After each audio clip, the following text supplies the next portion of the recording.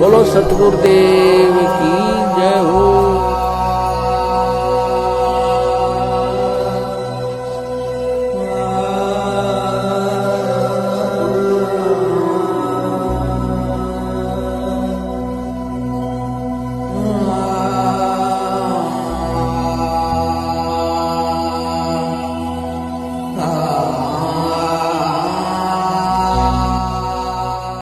पहले तो बात है उनकी इस दलील पे विश्वास नहीं किया जा सकता पहली नजर में जी। लेकिन फिर भी ये अदालत में यह दलील दी जाएगी जो निचली अदालत होगी जिसमें केस ट्रायल होगा उसमें अदालत क्या फैसला लेगी तो उस वक्त पता लगेगा जी। लेकिन प्रारंभिक तौर पर अगर इनको खुद को बंधक बनाया गया था अगर हम इन्हीं की बात को सच मान लें जी तो इनको बंधक बनाने वाले कौन थे? बिल्कुल। वो भी इन्हीं के लोग थे, इन्हीं के समर्थक थे।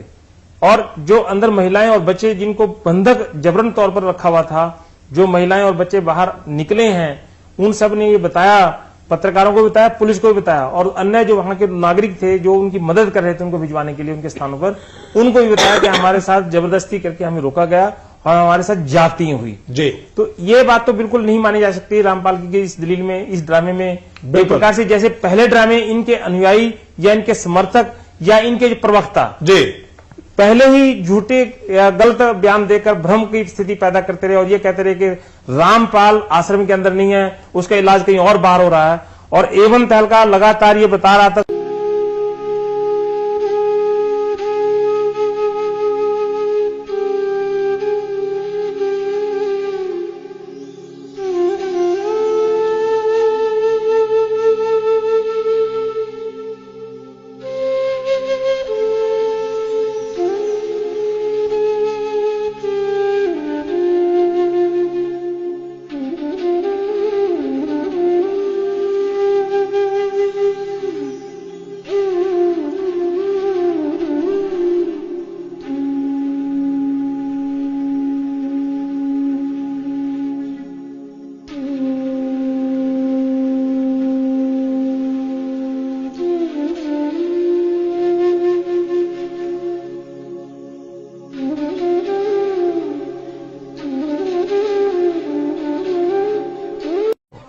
हमारे साथ संत रामपाल जी के भाई महेंद्र दास भी मौजूद हैं। इनसे जानेंगे, महेंद्र दास जी, अचानक से हालात काफी बिगड़ते नजर आ रहे हैं, तो ऐसे तो काफी नुकसान होने की आशंका है। ऐसा हम तो शांतिपूर्ण तरीके से बैठे हैं, अपने आश्रम के अंदर हैं और ये बल प्रयोग करना चाहते हैं, हमें नाजायज तंग कर रहे हैं।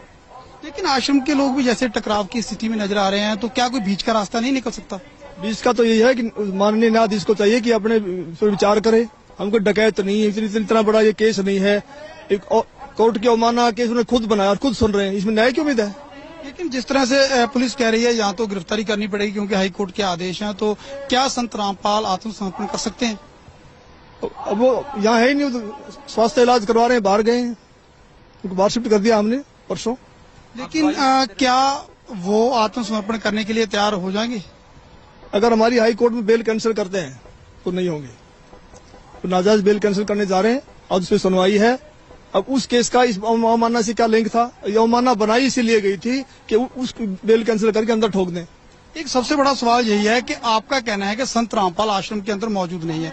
अगर संत रामपाल आश्रम के अंदर मौजूद नहीं है तो क्यों फिर पुलिस को रोका जा रहा है? पुलिस अगर जाकर के चेक करती है संत रामपाल नहीं होंगे तो पुलिस वापस चली जाएगी।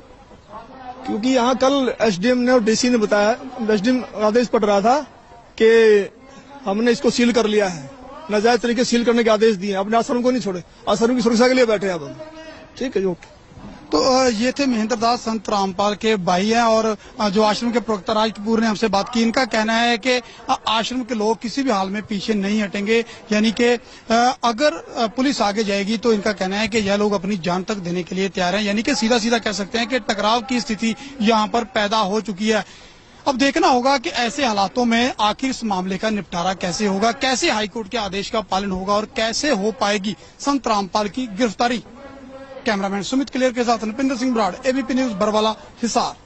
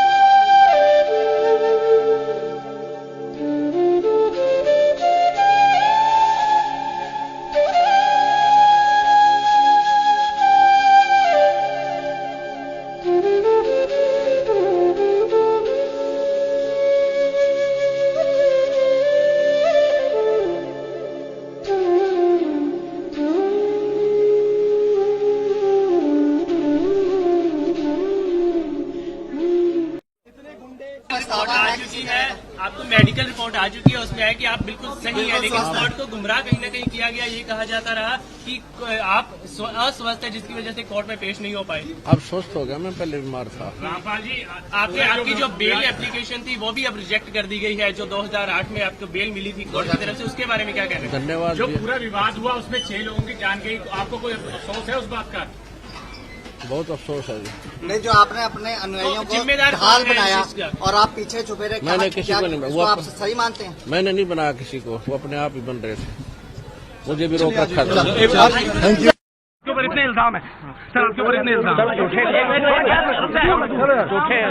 झूठे कैसे हैं आपके ऊपर? आपके गुंडे इतने खड़े थे वहाँ पे, हजारों आदमी हरियाणा पुलिस से। मेरे नीचे राष्ट्रीय समाज सेवा समिति। नहीं तो आपकी समिति है? अरे आपकी समिति है बाबा, आप अपने आप को संत कहते हैं, आप संत कहने लायक भी है? आप आपसे भी जवाब दीजिए। आपके वहाँ इतनी फोर्स, इतने गुंडे, इतने आर्मी खड़ी है हरियाणा पुलिस के ऊपर।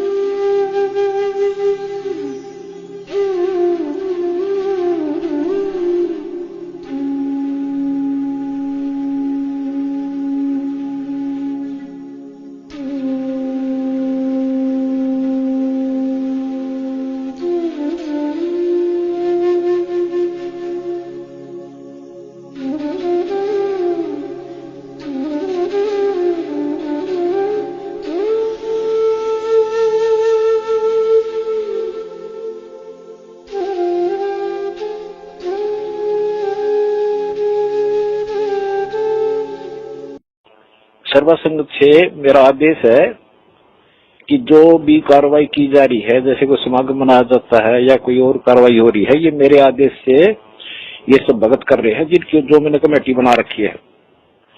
इनके ऊपर विश्वास करो, अगर इससे अलग चलोगे तो तुम गुरुद्रोही में आ जाओगे। मैं सबकी डिटेल मंगाऊंगा, कौन कौन क्या क्या बकवास कर रहे हैं, उनको फिर मिशन से निकाल दूंगा, ताकि ये खत्म हो जाओगे भगवान के दरबार से, समझ गए। जो कमेटी मैंने निर्मित बना रखी है वो मेरी सहमति से, मेरी आज्ञा से, मेरे से सलाह करके कदम उठाती है।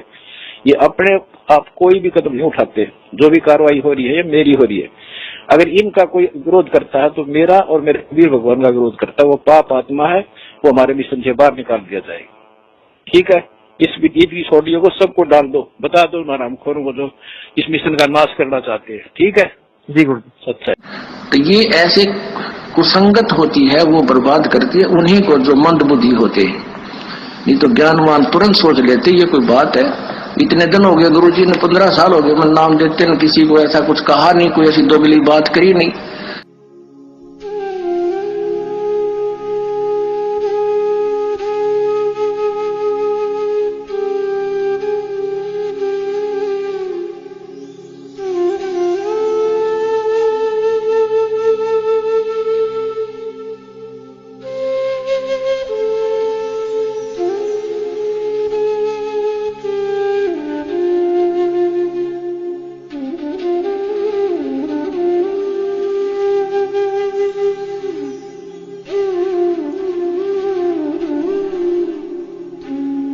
इस बारे में आपकी क्या राय है? हमारा संत रामपाल जी को और उसकी संगत को बहुत बहुत धन्यवाद। और उन्होंने हमें आज 11 लाख रुपए चंदा देकर भी आंदोलन में भी मदद की। और मैं तो ये कहना चाहूंगा कि संत रामपाल जी के ऊपर भी जो जुल्म हुए, और उस जुल्म को जब वे उनके दर्शन करने उनके शरणार्थी जाते हैं तो उस पर भी तमाम अत्याचार किए जाते हैं, लाठियां बरसाई जाती है। सरकार उनको तंग कर रही, और जो आर्य समाज के उनके बीच में डिस्प्यूट है उसको भी दूर कराने की कोशिश करेंगे, क्योंकि हम खुद आर्य समाजी हैं।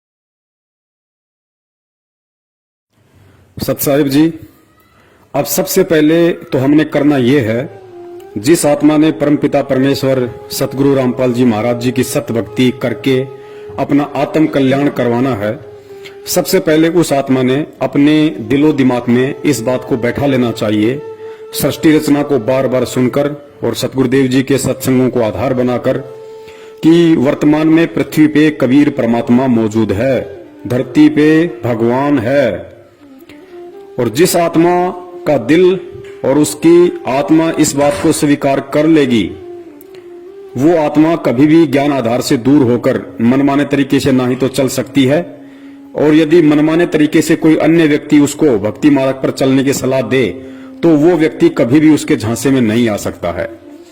क्योंकि सतगुरुदेव जी ने बताया कि जब तक आप अपने गुरु को परमात्मा के रूप में नहीं देखोगे तब तक तो आपकी भक्ति शुरू भी नहीं होती है, चाहे आपने कोई सा भी नाम ले रखा है।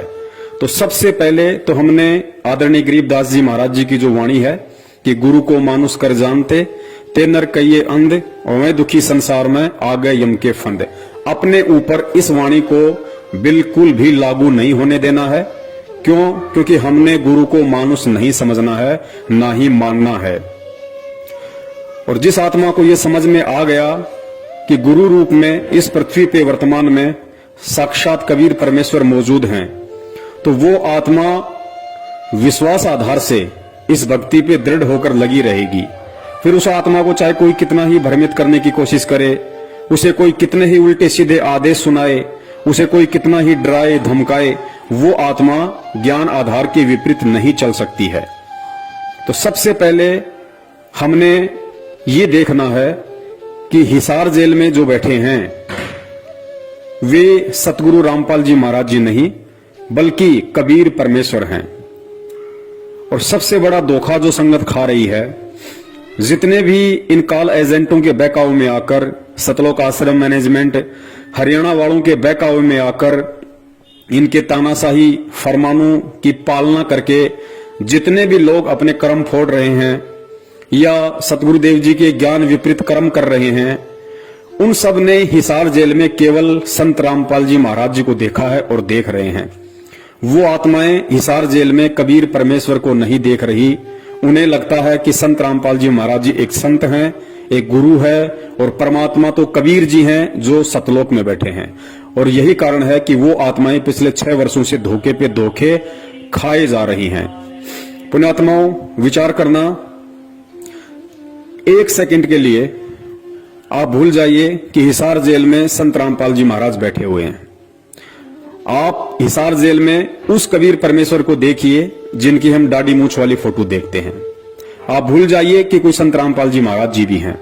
आप ये देखिए कि हिसार जेल में वर्तमान में जो बैठे हैं वे कबीर परमेश्वर बैठे हैं, सफेद दाढ़ी मूंछ वाले बैठे हैं। और जब आप उस कबीर परमेश्वर को सफेद दाढ़ी मूंछ वाले रूप में हिसार जेल में बैठा हुआ देखेंगे, और उसके बाद यदि आपसे कोई कहे कि हिसार जेल से कबीर परमेश्वर जी के आदेश आए हैं कि हमने हरियाणा की कांग्रेस सरकार को वोट डालना है, बीजेपी को हराना है, उसके 6 महीने बाद में आदेश आए कि हमने दिल्ली में केजरीवाल को हराना है और नरेंद्र मोदी की बीजेपी वाली पार्टी को जिताना है, जैसा कि सतलोक आश्रम मैनेजमेंट हरियाणा वालों ने ये सब नाटक किए हैं। संगत से कभी कांग्रेस को वोट डलवाए हैं तो कभी बीजेपी को वोट डलवाए हैं। आपको यदि हिसार जेल से आदेश आए कि आपने हरियाणा के जाट आंदोलन में शामिल होकर सरकार का विरोध करना है, आपको हिसार जेल से आदेश आए कि आपने राजस्थान की करनी सेना को समर्थन देना है, क्योंकि करनी सेना उस गैंगस्टर के समर्थन में है, उस गुंडे व्यक्ति के समर्थन में है जो 1-2 साल पहले पुलिस एनकाउंटर में मारा जा चुका था, जिसका नाम था गैंगस्टर आनंदपाल सिंह। क्या आप एक गैंगस्टर के समर्थन में उसकी सीबीआई जांच में खड़े हो सकते हैं जब आपकी अंतरात्मा इस बात को जान रही है कि हिसार जेल में साक्षात कबीर परमेश्वर दाढ़ी मूंछ वाले बैठे हैं? आप बिल्कुल भी इन आदेशों की पालना नहीं करेंगे। ना ही तो आप बीजेपी को वोट देंगे, ना ही आप कांग्रेस को वोट देंगे, ना ही आप किसी भी कुपात्र को दान देंगे, ना ही आप किसी भी गैंगस्टर की सीबीआई जांच का समर्थन करेंगे, जब तक आप हिसार जेल में दाढ़ी मूंछ वाले कबीर जी को देख रहे हैं। उसके बावजूद भी आप लोगों ने वो सारे उल्टे कर्म किए सतलोक आश्रम मैनेजमेंट हरियाणा के कहने पे। आप लोगों ने कांग्रेस को भी वोट दिए, आप लोगों ने बीजेपी को हराने के लिए कांग्रेस का समर्थन किया। फिर अगले 6 महीने बाद में दिल्ली में आप लोगों ने बीजेपी को जिताने के लिए केजरीवाल की गवर्नमेंट का विरोध किया, लोगों को जा जाके उत्साहित किया कि केजरीवाल को हराना है, बीजेपी को जिताना है। उसके बावजूद भी आप लोगों ने उसी गैंगस्टर आनंदपाल सिंह की सीबीआई जांच का समर्थन किया और आपने उसी राजपूत करनी सेना को राजस्थान के अजमेर में एक सभा के दौरान 5 लाख रुपए का चेक दिया। और उसके बाद उसी राजपूत करनी सेना का जब भिवानी के अंदर सम्मेलन था तो वहां भी आप लोग शामिल हुए।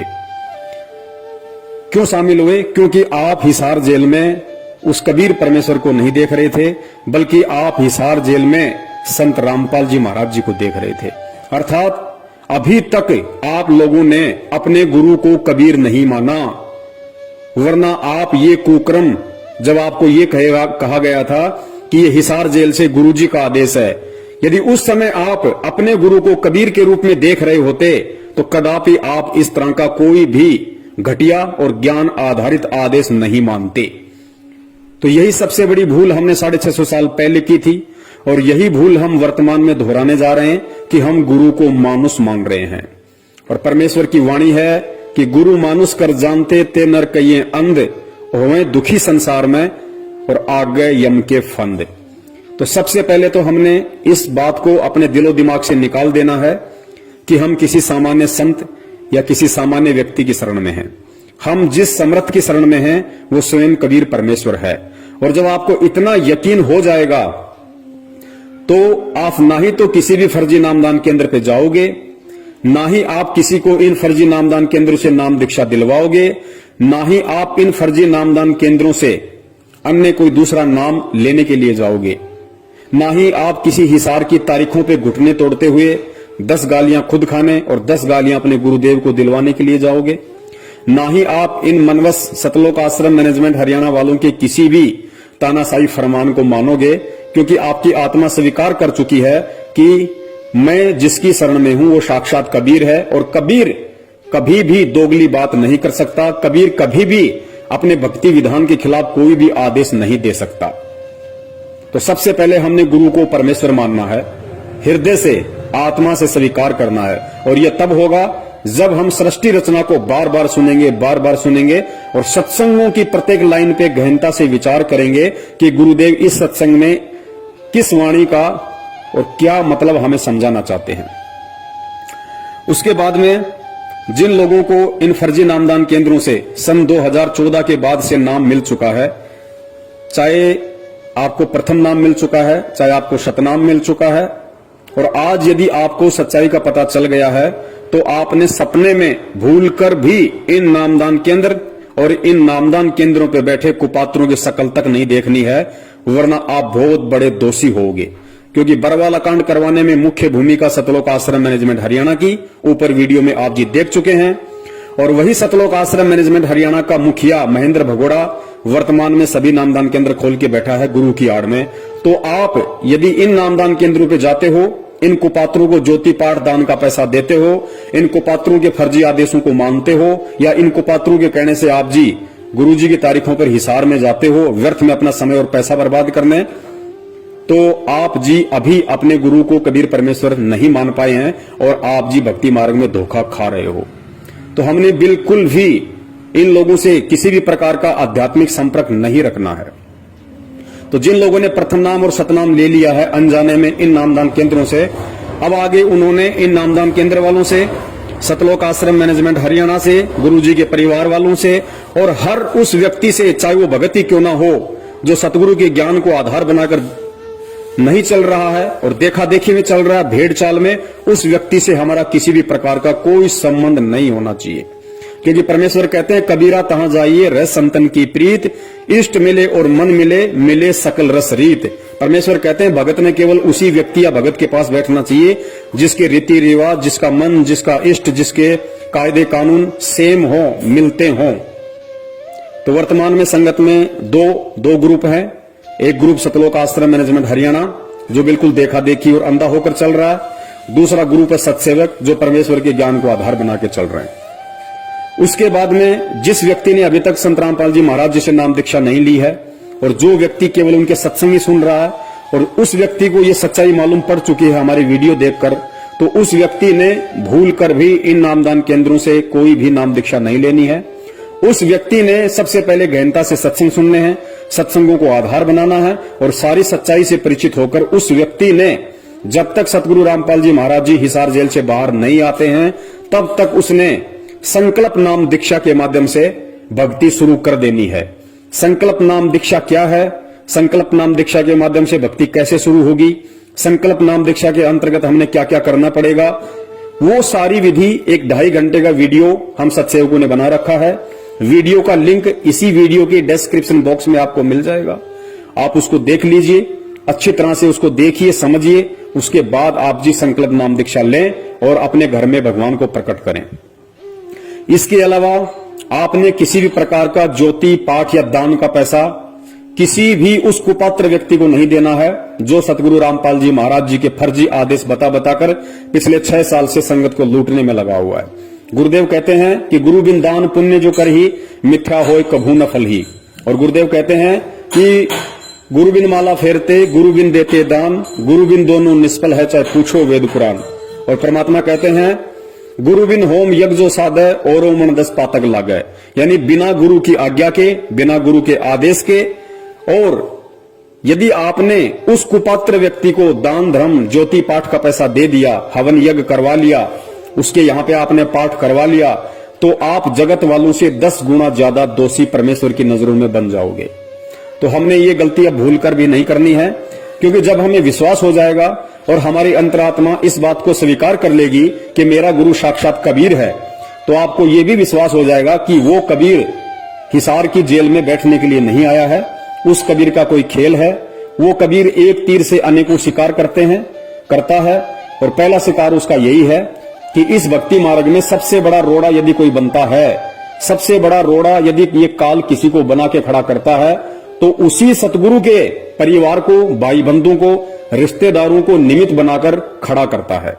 तो सतगुरु रामपाल जी महाराज जी ने सबसे पहले इस सतलोक आश्रम मैनेजमेंट हरियाणा अपने परिवार वाले, अपने रिश्तेदार, जो भी ये मैनेजमेंट है, जितने भी कोऑर्डिनेटर हैं, नामदान संचालक है, इन सबको ज्ञान आधार से प्रत्येक भगत के हृदय में ये जमा देना है कि हमने यदि भक्ति करनी है, यदि कबीर की भक्ति करनी है, हमने यदि सतलोक जाना है, तो हमने केवल और केवल अपने सतगुरुदेव जी के वचन और उनके ज्ञान को ही आधार बनाकर चलना पड़ेगा। और सतगुरु का उसके सत्संगों के अतिरिक्त अन्य कोई भी किसी प्रकार का आदेश नहीं होता है। सतगुरु का जो भी आदेश है वो उनका सत्संग है। सत्संगों से बाहर सतगुरु कभी भी दोगली बात करते हुए अन्य आदेश नहीं देता है। जिस प्रकार इन लोगों ने उसी कबीर परमेश्वर का नाम लेकर हमसे राजनीतियां करवा दी, हमसे आरक्षणबाजियां करवा दी, हमें अनेक प्रकार के सामाजिक संगठनों के धरनों में बैठा दिया, हमसे राजनीतिक पार्टियों का समर्थन और उनकी वोटिंग के लिए गली गली गांव गांव जाकर हाथ फैलवा दिए, हमारे से गुंडों की सीबीआई जांच करवा दी, कुपात्रों को लाखों की संख्या में, करोड़ों में दान दिलवा दिया। तो हमने अब ये गलतियां बिल्कुल भी नहीं करनी है। उसके बाद जिस आत्मा ने ज्योति या पाठ करवाना है या जिसकी इच्छा है, क्योंकि परमेश्वर कहते हैं कि साल में एक बार पाठ का संकल्प अवश्य करवाना चाहिए, तो साल में एक बार का मतलब है वर्तमान में गुरुदेव जेल में हैं, आज हमारे बीच में शरीर रूप में नहीं है, तो परमेश्वर ने उसकी विधि बता रखी है। परमेश्वर ने कहा कि साधु भूखा भाव का, धन का भूखा नहीं, और जो कोई धन का भूखा वो साधु भी नहीं। यानी जो असल में संत होगा, सतगुरु होगा, जो कबीर होगा, वो माया का भूखा नहीं होता, वो धन का पैसे का भूखा नहीं होता, वो केवल भाव का भूखा होता है। तो हमने जहां अपने घर में परमेश्वर का दरबार लगा रखा है, वहां पे हमने दंडवत प्रणाम करके, यदि हमने ज्योति संकल्प करनी है तो हम ज्योति की प्रार्थना करेंगे, यदि हमने पाठ का संकल्प करना है तो हम पाठ का संकल्प करेंगे, और परमेश्वर को दंडवत करके हम ये प्रार्थना करेंगे कि हे परमपिता परमेश्वर, आपका दास या दासी आप जी के चरणों में ज्योति का संकल्प करता है। हे परमेश्वर, इस दास के इस संकल्प को स्वीकार करें, और परमात्मा जिस दिन आप साक्षात हमें दर्शन देंगे, जब आप आश्रम में आएंगे, परमेश्वर उस समय, आज मैं जो संकल्प कर रहा हूं आपकी प्रेरणा से, परमेश्वर उस समय जो भी पैसा आप बताएंगे, आप कहेंगे, उतना पैसा मैं आप जी के कर कमलों में दूंगा। तो साधु भूखा भाव का, धन का भूखा नहीं। परमेश्वर अंतर्यामी होता है, घट घट का वासी होता है। इस तरीके से हमने ज्योति पाठ का संकल्प करना है। सेम लाभ परमात्मा देंगे क्योंकि ये सतगुरु का वचन है और भक्ति मार्ग में सतगुरु का वचन ही सर्वोपरि होता है, सर्वोत्तम होता है और सतगुरु का वचन ही उनके सत्संग होते हैं। इसके अलावा सतगुरु का यदि कोई सबसे बड़ा आदेश है तो सतगुरु के द्वारा हमें जो नित्य नियम दिया गया है वो सतगुरु का सबसे बड़ा आदेश है। हम सुबह सुबह जो नित्य नियम करते हैं वो केवल हमारे लिए आदेश है, सतगुरु का वो हमारे लिए आदेश है। हमने उन वाणियों पे अमल करना है, हम सभी ने उन वाणियों के अनुसार अपनी रहनी और करनी को करना है, जिससे कि सतगुरुदेव जी प्रसन्न हो, सतगुरुदेव जी हम पे खुश हों और हमारे को भक्ति धन से परिपूर्ण करें। तो आपने इस तरीके से जब तक सतगुरु रामपाल जी महाराज जी हिसार जेल से बाहर नहीं आ जाते हैं तब तक आपने इस ज्ञान को आधार बना के रखना है। और जब तक हम ज्ञान को आधार बना के नहीं चलेंगे, ज्ञान को आधार नहीं बनाएंगे, सतगुरु कभी भी हमारे से प्रसन्न नहीं होगा। परमेश्वर ने कहा कि 3 युगों से तुम्हें ये धर्म के ठेकेदार इसी तरह भगवान की आड़ में लूटते आए हैं और वर्तमान में भी यदि हम इन काले अंग्रेज और धर्म के व्यापारी सतलोक आश्रम मैनेजमेंट हरियाणा के हाथों लूटते रहेंगे, पिटते रहेंगे, तो पुण्यात्माओं फिर क्या फायदा उस परमेश्वर का ये शिक्षा देने का, और क्या फायदा फिर उस परमेश्वर से ये तत्व ज्ञान लेने का, और क्या फायदा फिर ये कबीर की भक्ति करने का। तो हमने हर स्थिति में सतगुरुदेव जी को खुश करना है, सतगुरुदेव जी को प्रसन्न करना है। और एक चीज अपने दिलो दिमाग से निकाल देना कि सतगुरुदेव किसी भी कानूनी प्रक्रिया से बाहर आएंगे। सतगुरु यदि बाहर आएगा तो अपने बच्चों को ज्ञान आधार से चलता हुआ देख कर आएगा, क्योंकि यदि हम अपने गुरु को कबीर मान रहे हैं और मान चुके हैं तो ये भी निश्चित है कि इस दुनिया की कोई भी जेल उस कबीर को 4 दीवारी में कैद करके नहीं रख सकती।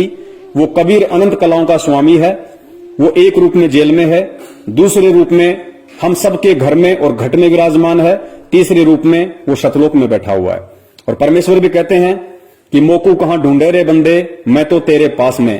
परमेश्वर हमें रोज संध्या आरती में पढ़ाते हैं कि घट ही में गंगा, घट ही में यमुना और घट ही में है जगदीश, सतगुरु तारेंगे।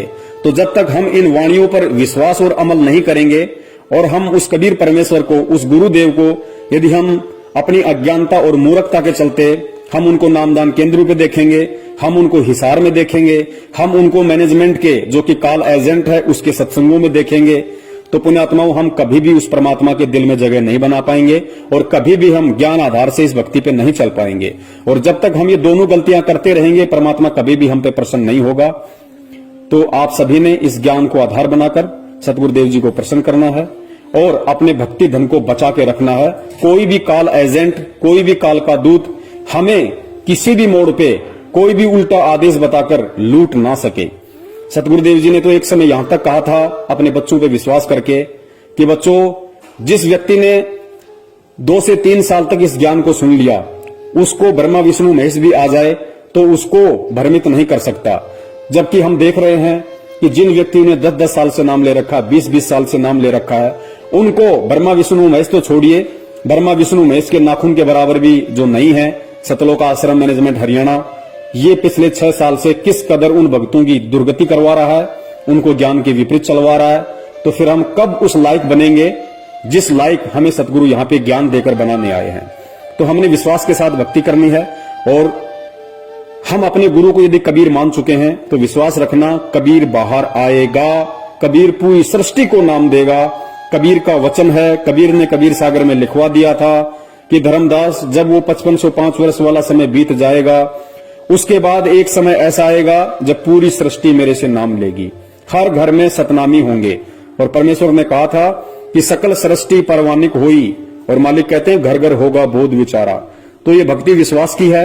अगर विश्वास नहीं है तो चाहे आप कितनी ही भक्ति कर लो, कितना ही आप दिखावा कर लो, कितना ही आप दान धर्म कर दो, आपको कुछ भी मिलने वाला नहीं है। ठीक है, जो आप ये 5 यज्ञ आप जी करते हैं ये आपको मिल जाएगा, लेकिन आपको कबीर और उसका सतलोक नहीं मिलेगा। तो इस तरीके से सतगुरु रामपाल जी महाराज जी के हिसार जेल से आने तक, और विश्वास रखना सतगुरु चाहे आए कल, सतगुरु चाहे आए 10 साल बाद, सतगुरु चाहे आए 20 साल बाद, और चाहे सतगुरु की मौज वो जेल से ना आए, लेकिन हमने यदि उनको कबीर मान लिया है, सतगुरु मान लिया है, तो हमने ज्ञान आधार की पूंछ पकड़ के इस भक्ति मार्ग पे निश्चिंत होकर लगे रहना है। क्योंकि पुण्यात्माओं, विचार करना, सतगुरु के मिलने से पहले आप और हमें बिल्कुल भी नहीं पता था कि सतगुरु क्या होता है, सतलोक क्या है, मोक्ष क्या है, और हमारा ये जीवन प्राप्त करने का मकसद क्या है। तो परमात्मा ने खुद ही हमारा हाथ पकड़ा, खुद ही हमें ये जानकारी करवाई। तो निश्चित सी बात है पुण्यात्माओं, जब हमारी कोई औकात ही नहीं है, जब हमारी अपनी कोई सोच और विचार ही नहीं है, और कबीर परमेश्वर ने खुद हमें एक सोच दी, हमें एक विचार दिया, हमें इस भक्ति मार्ग पे लगाया, तो जाहिर सी बात है हमें सतलोक पहुंचाने का काम, हमें सतलोक में बैठाने की जिम्मेदारी स्वयं उस कबीर परमेश्वर की है। अब वो उनकी मर्जी, वो चाहे तो इस जन्म में बैठा दे, वो चाहे तो अगले 10 जन्म के बाद बैठा दे। हमें बिल्कुल भी इस बात की चिंता नहीं करनी है, क्योंकि हम अपना सब कुछ कबीर परमेश्वर को सौंप चुके हैं।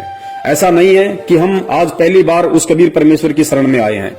अनंत युग हो गए हमें इस परमात्मा की शरण में रहते हुए, और जब अनंत युग बीत जाते हैं तब ये ज्ञान थोड़ा थोड़ा समझ में आने लगता है। क्योंकि परमेश्वर ने मीराबाई के लिए कहा था कि साधु सेती मस्करी, चोरा नाल खुशहाल, मल अखाड़ा जीतेंगे ये युगों युगों के माल। मल अखाड़ा यानी भक्ति रूपी अखाड़ा केवल वही आत्मा, वही पहलवान जीतेगा जो युगों युगों से कबीर परमेश्वर की भक्ति करता आ रहा है। तो जितनी बार भी हम इस कबीर परमेश्वर की शरण में आए हैं, हर बार हम यही सोचते थे कि अब की बार हमारा मोक्ष पक्का है, अब की बार हमारा मोक्ष पक्का है, जैसा आज हम वर्तमान में सोच रहे हैं। लेकिन क्या उन युगों में हमारा मोक्ष हुआ? नहीं हुआ। हमारे चाहने से कुछ नहीं होगा, क्योंकि परमेश्वर कहते हैं कि मनु मनोरथ ना कीजिए, तेरा किया ना होए, जय पानी से घी निकले तो लूखा खाए ना कोई। तो जब हमने अपना तन मन धन सब कबीर परमेश्वर को सौंप दिया है, तो हमने निश्चिंत हो जाना चाहिए कि वो परमेश्वर अब हमें 84 लाख योनियों में नहीं जाने देगा। जब तक हम पार नहीं हो जाते, जब तक हम सतलोक में नहीं पहुंच जाते, तब तक वो परमेश्वर हमें मानव जन्म देकर अपनी शरण में लेता रहेगा। तो इतना आश्वस्त प्रत्येक उस आत्मा को हो जाना चाहिए जो आत्मा अपने सतगुरु में कबीर को देख रही है। और यदि कोई अपने गुरु को संत रामपाल मान रही है, उन्हें एक मां के पेट से जन्म लिया हुआ जीव मान रही है, उन्हें मानुष समझ रही है, उस आत्मा की तो फिर दास कुछ नहीं कह सकता। उस आत्मा का तो फिर अपना संस्कार है, जैसा उसे मिलेगा वैसा ही उसे मिलना है। दास यहां जो बात कर रहा है, जो बता रहा है, वो केवल उस ज्ञान आधारी आत्मा के लिए बता रहा है जो आत्मा इस भक्ति मार्ग पर ज्ञान को आधार बनाकर और अपने मोक्ष प्राप्ति के मकसद से जुड़ी है या फिर आगे जुड़ने वाली है। तो दास का यही निवेदन है, इस विधि से यदि आप जी करते हैं जो विधि परमेश्वर का ज्ञान बोलता है, मेरे अपने कोई विचार नहीं है, मेरी अपनी कोई सोच नहीं है, मैं 2 कौड़ी का जीव हूं। आज अगर मैं कुछ बोल पा रहा हूं तो केवल परमेश्वर की रजा से, उन्हीं के ज्ञान आधार अनुसार बोल पा रहा हूं। दास की स्थिति केवल वैसी है जैसा कि कहते हैं कि अल्लाह मेहरबान तो गदा पहलवान, इससे बढ़कर कोई औकात नहीं है। जिस भाई को उचित लगे वो सतगुरु रामपाल जी महाराज जी के इसार जेल से आने तक इस विधि से इस सत भक्ति मार्ग पर लगा रहे, और जिस भाई को नहीं मानना है तो भक्ति मार्ग में किसी पे कोई बाध्यता नहीं है। परमेश्वर ने आत्माओं को सतलोक में भी स्वतंत्र रखा हुआ था, और परमेश्वर ने यहां भी आत्माओं को स्वतंत्र रखा हुआ है। और काल भगवान के साथ वचन था, काल ने कहा था कि परमात्मा आप धरती पे जाओगे, अपना ज्ञान प्रचार करोगे, जो आपके ज्ञान को समझकर आपको स्वीकार करे वो आपका, और जो आपके ज्ञान को स्वीकार ना करके आपको स्वीकार ना करे वो परमेश्वर मेरा, आप जबरदस्ती किसी को ना ले जाना। और सतलोक में भी यही था, परमात्मा ने हम सभी आत्माओं को स्वतंत्र रखा हुआ था। जब काल ने कहा कि परमात्मा मुझे ये आत्माएं दे दो, तो परमेश्वर ने उसको मना कर दिया कि सब कुछ दे सकता हूं, और ब्रह्मांड से तो और ले ले, लेकिन ये आत्मा मेरा निज अंश है, ये मैं तुझे नहीं दे सकता। हाँ, यदि कोई आत्मा अपनी स्वेच्छा से तेरे साथ में जाना चाहे तो वो तू ले जा सकता है। इसका मतलब परमात्मा ने वहां पे भी आत्मा को स्वतंत्र रखा हुआ है।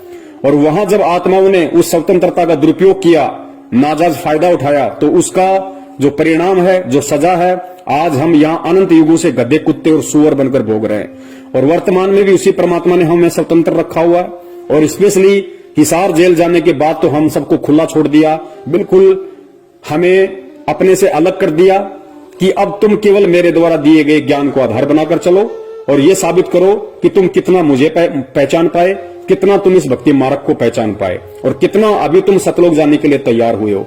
तो आत्मा आज भी स्वतंत्र है, और स्वतंत्रता का ये फायदा काल उठा रहा है कि काल अपना चाल खेलकर, अपना दाव खेलकर इन आत्माओं को उसी गुरु की आड़ में, उसी गुरु के नाम से कभी राजनीति करवाता है, कभी आरक्षणबाजी करवाता है, कभी गुंडों की सीबीआई जांच करवाता है, कभी मनमाने तरीके से ज्योति पाठ करवाता है, तो दान का पैसा लेता है, जो कि सतगुरु के भक्ति विधान में बिल्कुल भी नहीं है। तो समझना आप लोगों ने है, विचार आप लोगों ने करना है। किस तरह से, किस विधि से आपने परमेश्वर को खुश करना है और अपना ये अनमोल मानव जीवन सफल बनाना है। दास ने जो कहना था सतगुरु आशीर्वाद से संदेशा आप जी को दे दिया, क्योंकि सेवक का काम केवल संदेशा देने का होता है, जबरदस्ती उसकी पालना करवाने का नहीं होता है। आगे आपकी अपनी सोच, आपकी अपनी बुद्धि, आप किस तरीके से इस भक्ति मार्ग पर चलते हैं और किस तरीके से आप अपने सतगुरु को प्रसन्न करते हैं। सत साहिब जय हो बंदी छोड़ की। बंदी छोड़ सतगुरु रामपाल जी महाराज की जय हो। साहेब जी सतगुरुदेव की जय हो। जगत गुरु तत्वदर्शी संत रामपाल जी महाराज की जय हो। बंदी छोड़ जग परम पिता परमात्मा केशव कबीर साहेब की जय हो। बंदी छोड़ जगत गुरु तत्वदर्शी संत रामपाल जी महाराज की जय हो। सत साहेब जी। जयपुर वाले पवन भगत तन कर दिया पर्दा फास, रे घबराना नहीं। जयपुर वाले पवन भगत तन कर दिया पर्दा फास, रे घबराना नहीं। तेरी भली करेंगे संत राम पाल, घबराना नहीं। तेरी भली करेंगे संत राम पाल, घबराना नहीं। बरवाड़ा का कांड करण ये रही उनका नाम बताया। मैनेजमेंट और सेवा समिति ने ऐसा जुल्म कमाया। मैनेजमेंट और सेवा समिति ने ऐसा कहर कमाया। दूत काल के बन गे भगत भाई, दूत काल के बन गे भगत भाई। करके गुरु को बदनाम, रे घबराना नहीं। जयपुर वाले पवन भगत तन कर दिया पर्दा फास, रे घबराना नहीं। तेरी भली करेंगे संत राम पाल, घबराना नहीं।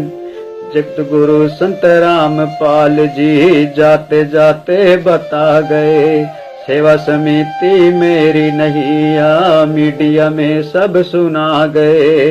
जो भी जुल्म करा मेरे पर, जो भी जुल्म करा मेरे पैवा, सब मैनेजमेंट का काम, रे घबराना नहीं। जयपुर वाले पवन भगत तन कर दिया पर्दा फास, रे घबराना नहीं। तेरी भली करेंगे संत राम पाल, घबराना नहीं। छुपा रहा मैं मार यूं देते, अखबारों में लिख दिया। बना बनाया मेरा घर उजाड़ा, प्रशासन को बयान दिया। बना बनाया मेरा घर उजाड़ा, प्रशासन को बयान दिया। मैनेजमेंट और सेवा समिति ने, मैनेजमेंट और सेवा समिति ने कर दिया जीना हराम, रे घबराना नहीं। जयपुर वाले पवन भगत तन कर दिया पर्दा फास, रे घबराना नहीं। तेरी भली करेंगे संत राम पाल, घबराना नहीं। पुलिस रिमांड में राम पाल जी ने सीधे तौर पर नाम धरा। राम कुमार डाका बलजीत राजेंद्र ने जुल्म करा। राम कुमार डाका बलजीत राजेंद्र ने जुल्म करा। राज कपूर साथ में शामिल, राज कपूर साथ में शामिल। कर बरवाड़ा का कांड, रे घबराना नहीं। जयपुर वाले पवन भगत तन कर दिया पर्दा फास, रे घबराना नहीं। तेरी भली करेंगे संत राम पाल, घबराना नहीं। जगत गुरु को झूठ बताया मैनेजमेंट वालों ने, निर्दोष गुरु को दोषी बनाया इस सेवा समिति वालों ने। निर्दोष गुरु को दोषी बनाया सेवा समिति वालों ने। सजा करा कर उम्र कैद की, सजा करा कर उम्र कैद की। करे गुरु जी पे एहसान, रहे घबराना नहीं। जयपुर वाले पवन भगत तन कर दिया पर्दा फास, रहे घबराना नहीं। तेरी भली करेंगे संत राम पाल, घबराना नहीं। तेरी भली करेंगे संत राम पाल, घबराना नहीं। रामपाल मेरा सच्चा सतगुरु जिसने पड़ की तोड़ निभानी। रामपाल मेरा सच्चा सतगुरु, जिसने पड़गी तोड़ निभानी। जीते जी मेरे रामपाल ने दे दी है कुर्बानी। जीते जी मेरे रामपाल ने देती है कुर्बानी। सुन लो सत भगतो भाई सारे, सुन लो सत भगतो भाई सारे, बनियो नान जान रह घबराना नहीं। जयपुर वाले पवन भगत तन कर दिया पर्दा फास, रह घबराना नहीं। तेरी बोली करेंगे संत रामपाल, घबराना नहीं। गोंदवाला में रण सिंह कह रहा, चुप रहा ना जावे। गोंदवाला में रण सिंह कह रहा, चुप रहा ना जावे। सेवा समिति मैनेजमेंट का करना पड़ा सफाया। मैनेजमेंट और सेवा समिति का करना पड़ा सफाया। और सहा नहीं जाता हमसे, और सहा नहीं जाता हमसे, सतगुरु का अपमान, रह घबराना नहीं। जयपुर वाले पवन भगत तन कर दिया पर्दा फास, रह घबराना नहीं। तेरी भली करेंगे संत रामपाल, घबराना नहीं। जयपुर वाले पवन भगत तन कर दिया पर्दा फास, रह घबराना नहीं। तेरी भली करेंगे संत रामपाल, घबराना नहीं। तेरी भली करेंगे संत रामपाल, घबराना नहीं। सत साहेब जी।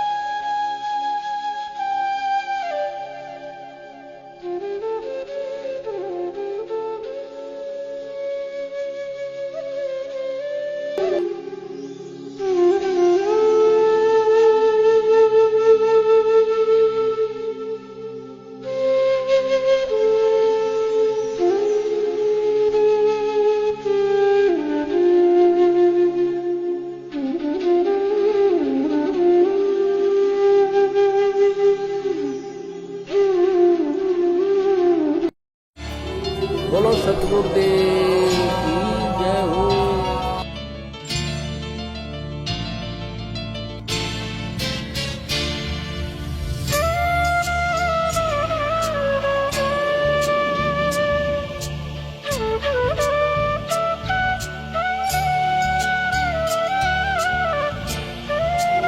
बोलो सतगुरुदेव